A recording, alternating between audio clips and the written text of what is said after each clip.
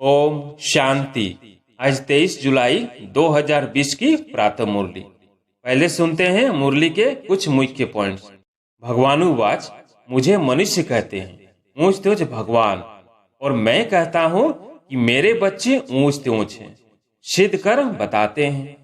फिर आगे बाबा ने कहा, कहते हैं शेरनी का दूध सोने के बर्तन में ही ठहर सकता है। इसमें भी पवित्रता होगी तो धारणा होगी। तुम बच्चों को कितनी खुशी रहनी चाहिए, लेकिन अपार खुशी उन्हें ही रहेगी जो सदा दूसरों की खिदमत सेवा में रहते हैं।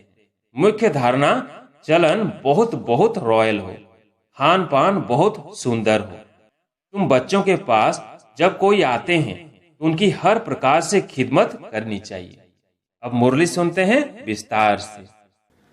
मीठे बच्चे, यह तुम्हारा जीवन बहुत बहुत अमूल्य है, क्योंकि तुम श्रीमत पर विश्व की सेवा करते हो। इस हेल को हेवन बना देते हो। प्रश्न, खुशी गायब होने का कारण तथा उसका निवारण क्या है? उत्तर, खुशी गायब होती है पहला, देहाभिमान में आने के कारण। दूसरा, दिल में जब कोई शंका पैदा हो जाती है तो भी खुशी गुम हो जाती है। इसलिए बाबा राय देते हैं, जब भी कोई शंका उत्पन्न हो तो फौरन बाबा से पूछो। देही अभिमानी रहने का अभ्यास करो तो सदैव खुश रहेंगे। ओम शांति। ऊंच तेज भगवान और फिर भगवानुवाच, बच्चों के आगे मैं तुमको ऊंच तेज बनाता हूं तो तुम बच्चों को कितनी खुशी होनी चाहिए। समझते भी हो, बाबा हमको सारे विश्व का मालिक बनाते हैं। मनुष्य कहते परमपिता परमात्मा ऊंच ते ऊंच है। बाप कहते हैं मैं तो विश्व का मालिक बनता नहीं हूं। भगवानुवाच, मुझे मनुष्य कहते हैं ऊंच तेज भगवान, और मैं कहता हूं कि मेरे बच्चे ऊंच तेज हैं। सिद्ध कर बताते हैं। पुरुषार्थ भी ड्रामा अनुसार कराते हैं। कल्प पहले मुआफिक। बाप समझाते रहते हैं, कुछ भी बात न समझो तो पूछो। मनुष्यों को तो कुछ भी पता नहीं है। दुनिया क्या है, वैकुंठ क्या है। भल कितने भी कोई नवाब मुगल आदि होकर गए हैं, भल अमेरिका में कितने भी पैसे वाले हैं, परंतु इन लक्ष्मी नारायण जैसे तो हो न सके। वह तो व्हाइट हाउस आदि बनाते हैं, परंतु वहां तो रतन जड़ित गोल्डन हाउस बनते हैं। उसको कहा ही जाता है सुख धाम। तुम्हारा ही हीरो हीरोइन का पार्ट है। तुम डायमंड बनते हो। गोल्डन एज थी, अब है आयरन एज। बाप कहते हैं तुम कितने भाग्यशाली हो। भगवान खुद बैठ समझाते हैं तो तुमको कितना खुश रहना चाहिए। तुम्हारी यह पढ़ाई है ही नई दुनिया के लिए। यह तुम्हारा जीवन बहुत अमूल्य है, क्योंकि तुम विश्व की सर्विस करते हो। बाप को बुलाते ही हैं कि आकर हेल को हेवन बनाओ। हेवनली गॉड फादर कहते हैं ना। बाप कहते हैं तुम हेवन में थे ना, अब हेल में हो, फिर हेवन में होंगे। हेल शुरू होता है तो फिर हेवन की बातें भूल जाती हैं। यह तो फिर भी होगा। फिर भी तुमको गोल्डन एज से आयरन एज में जरूर आना है। बाबा बार बार बच्चों को कहते हैं, दिल में कोई भी शंका हो जिससे खुशी नहीं रहती तो बताओ। बाप बैठ पढ़ाते हैं तो पढ़ना भी चाहिए ना।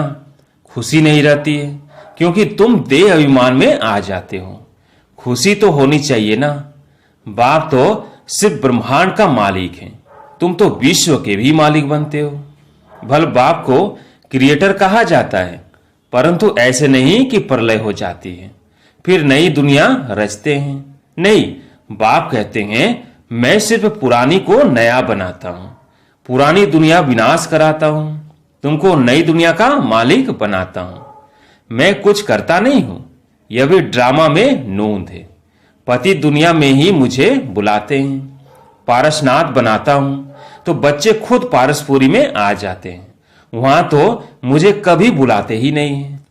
कभी बुलाते हो कि बाबा पारसपुरी में आकर थोड़ी विजिट तो लो, बुलाते ही नहीं। गायन भी है, दुख में सिमरण सब करे।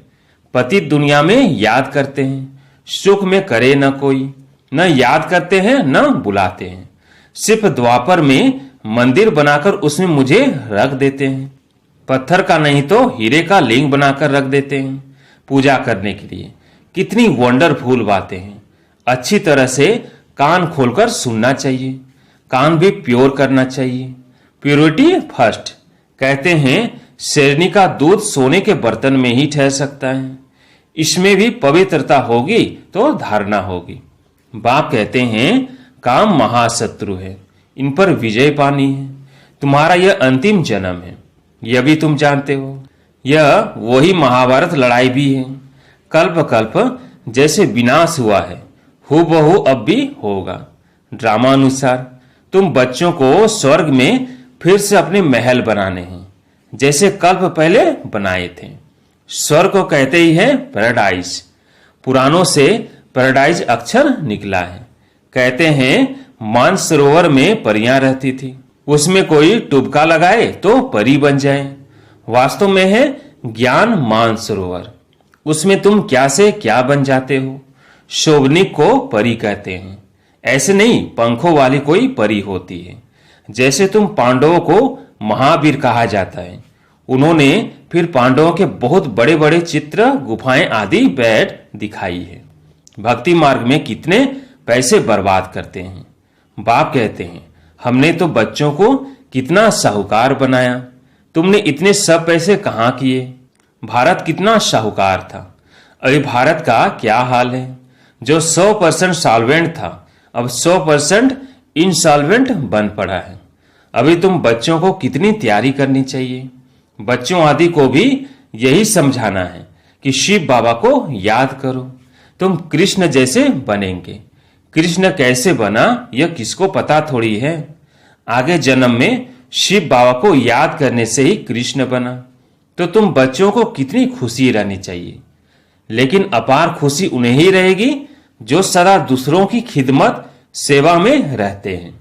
मुख्य धारणा चलन बहुत बहुत रॉयल हो, खान पान बहुत सुंदर हो। तुम बच्चों के पास जब कोई आते हैं तो उनकी हर प्रकार से खिदमत करनी चाहिए, स्थूल भी तो सूक्ष्म भी। जिस्मानी रूहानी दोनों करने से बहुत खुशी होगी। कोई भी आए तो उनको तुम सत्यनारायण की कहानी सुनाओ। शास्त्रों में तो क्या क्या कहानी लिख दी है। विष्णु की नाभि से ब्रह्मा निकला, फिर ब्रह्मा के हाथ में शास्त्र दे दिया। अब विष्णु की नाभि से ब्रह्मा कैसे निकलते हैं, कितने राज हैं और कोई इन बातों को कुछ समझ न सके। नाभि से निकलने की तो बात ही नहीं है। ब्रह्मा सो विष्णु, विष्णु सो ब्रह्मा बनते हैं। ब्रह्मा को विष्णु बनने में सेकंड लगता है। सेकंड में जीवन मुक्ति कहा जाता है। बाप ने साक्षात्कार कराया, तुम विष्णु का रूप बनते हो। सेकंड में निश्चय हो गया, विनाश का साक्षात्कार भी हुआ।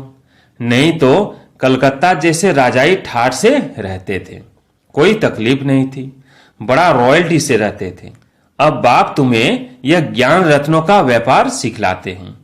वह व्यापार तो इनके आगे कुछ भी नहीं है, परंतु इनके पाठ और तुम्हारे पाठ में फर्क है। बाबा ने इनमें प्रवेश किया और फट से सब छोड़ दिया। भट्टी बननी थी, तुमने भी सब कुछ छोड़ा। नदी पार कर आए, भट्टी में पड़े। क्या क्या हुआ कोई की परवाह नहीं। कहते हैं कृष्ण ने भगाया। क्यों भगाया? उन्हों को पटरानी बनाने। यह भट्टी भी बनी तुम बच्चों को स्वर्ग की महारानी बनाने के लिए। शास्त्रों में तो क्या क्या लिख दिया है, प्रैक्टिकल में क्या क्या है, सो अब तुम समझते हो। भगाने की बात ही नहीं। कल्प पहले भी गाली मिली थी, नाम बदनाम हुआ था। यह तो ड्रामा है। जो कुछ होता है कल्प पहले मुआफिक। अभी तुम अच्छी रीति जानते हो, कल्प पहले जिन्होंने राज्य लिया है वह जरूर आएंगे। बाप कहते हैं मैं भी कल्प कल्प आकर भारत को स्वर्ग बनाता हूं। पूरा 84 जन्मों का हिसाब बताया है। सतयुग में तुम अमर रहते हो, वहां अकाली मृत्यु होती नहीं। शिव बाबा काल पर जीत बनाते हैं। कहते हैं मैं कालों का काल हूं। कथाएं भी है ना, तुम काल पर विजय पाते हो। तुम जाते हो अमरलोक में। अमरलोक में उच्च पद पाने के लिए एक तो पवित्र बनना है, दूसरा फिर दैवी गुण भी धारण करने हैं। अपना रोज पोता मिल रखो। रावण द्वारा तुमको घाटा पड़ा है, मेरे द्वारा फायदा होता है। व्यापारी लोग इन बातों को अच्छी रीति समझेंगे। यह ज्ञान रतन, कोई बिरला व्यापारी इनसे व्यापार करे। तुम व्यापार करने आए हो, कोई तो अच्छी रीति व्यापार कर स्वर्ग का सौदा लेते हैं 21 जन्म के लिए। 21 जन्म भी क्या, 50 से 60 जन्म तुम बहुत सुखी रहते हो, पदम पति बनते हो। देवताओं के पैर में पदम दिखाते हैं ना, अर्थ थोड़ी समझते हैं। तुम अभी पदम पति बन रहे हो तो तुमको कितनी खुशी होनी चाहिए। बाप कहते हैं मैं कितना साधारण हूं, तुम बच्चों को स्वर्ग में ले जाने आया हूं। बुलाते भी हो, हे पतित पावन आओ, आकर पावन बनाओ। पावन रहते ही है सुख धाम में। शांति धाम की कोई हिस्ट्री ज्योग्राफी तो हो नहीं सकती, वह तो आत्माओं का घर है। सूक्ष्म वतन की कोई बात ही नहीं। बाकी यह सृष्टि चक्र कैसे फिरता है वो तुम जान गए हो। सतयुग में लक्ष्मी नारायण की डिनास्टी थी, ऐसे नहीं एक ही लक्ष्मी नारायण सिर्फ राज्य करते हैं, वृद्धि तो होती है ना। फिर द्वापर में वही पूज्य सो फिर पुजारी बनते हैं। मनुष्य फिर परमात्मा के लिए कह देते आप ही पूज्य, जैसे परमात्मा के लिए सर्वव्यापी कह देते हैं। इन बातों को तुम समझते हो। आधा कल्प तुम गाते आए हो ऊंचते ऊंच भगवान, और अब भगवानुवाच ऊंचते ऊंच बच्चे हो। तो ऐसे बाप की राय पर भी चलना चाहिए ना। गृहस्थ व्यवहार भी संभालना है, यहाँ तो सब रह न सके।